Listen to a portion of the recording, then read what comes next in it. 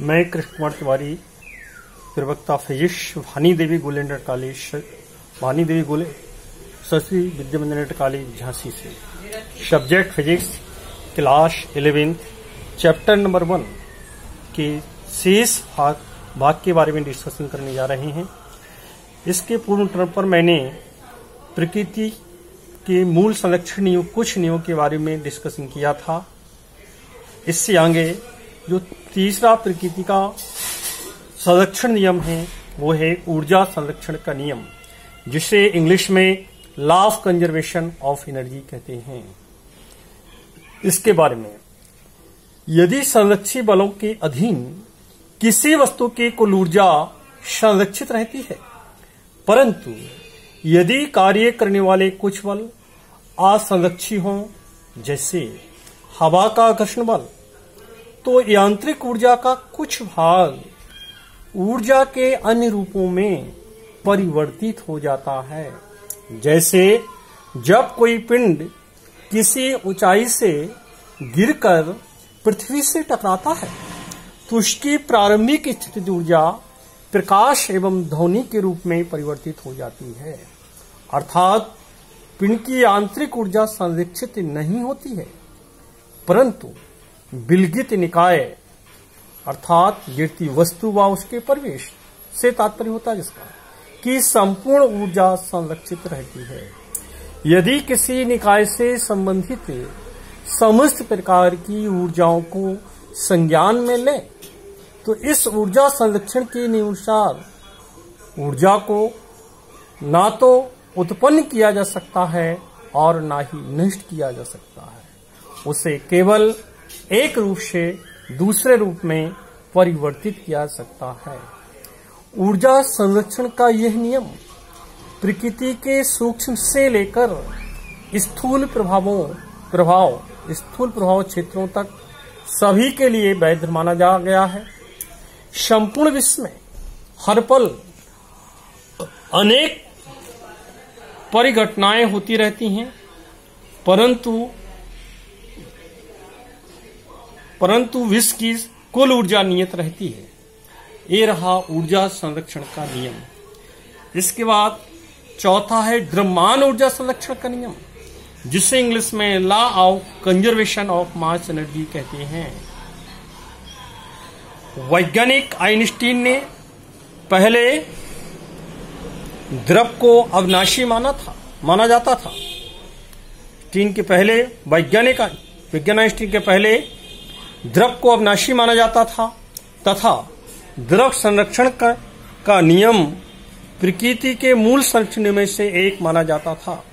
परंतु वैज्ञानिक आइंस्टीन ने अपने सापेक्षवाद के सिद्धांत के आधार पर यह सिद्ध किया कि ऊर्जा संरक्षण तथा द्रव्यमान संरक्षण के नियम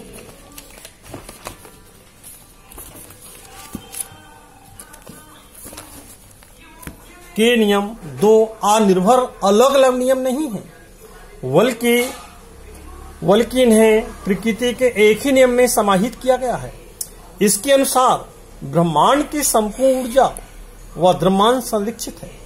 इस प्रकार यदि किसी पदार्थ के द्रव्यमान में डेल्टा एम की क्षति होती है, तो उसके समतुल्य ऊर्जा डेल्टा ई आइंस्टीन के समीकरण डेल्टा ई बराबर डेल्टा एम इंटू सी स्क्वायर के अनुसार उत्पन्न होती है। ब्रह्मांड के द्रव्यमान में हानि हो सकती है, परंतु उसी के साथ इसके समतुल्य ऊर्जा उत्पन्न हो जाती है। अतः ब्रह्मांड का द्रव्यमान प्लस ऊर्जा नियत बनी रहती है। जैसे सूर्य में सतत द्रव्यमान क्षति हो रही है। आपने पढ़ा है कि सूर्य में 24 घंटे नाप की संलीन क्रिया होती रहती है, जिसमें द्रव्यमान की क्षति सतत होती रहती है, और इस द्रव्यमान क्षति के द्वारा संलीन क्रिया में अपार ऊर्जा उत्पन्न होती रहती है, जिसका उत्सर्जन सारे ब्रह्मांड को एज ए प्रकाश ऊर्जा का कुछ भाग के रूप में हमें प्राप्त होता है।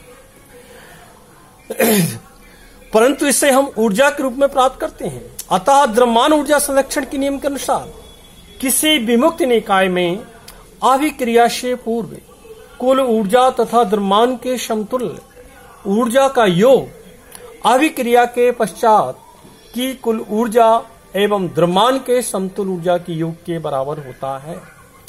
जैसे नाभिक में उपस्थित नाभिकीय कणों का कुल द्रव्यमान नाभिक के वास्तविक द्रव्यमान से सदैव कुछ अधिक होता है।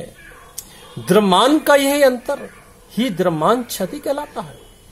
यह द्रव्यमान क्षति ही आइंस्टीन के द्रव्यमान ऊर्जा संबंध के अनुसार ऊर्जा में परिणत होकर नाभिकीय कणों को नाभिक में बांधे रहती है। इसलिए इस ऊर्जा को नाभिक की नाभिकीय बंधन ऊर्जा अर्थात न्यूक्लियर वाइंडिंग एनर्जी कहते हैं। ये रहा द्रव्यमान ऊर्जा संरक्षण के बारे में। इसके पश्चात पांचवा जो संरक्षण नियम है वो है संवेग संरक्षण का नियम, जिसे इंग्लिश में law of conservation of momentum कहते हैं।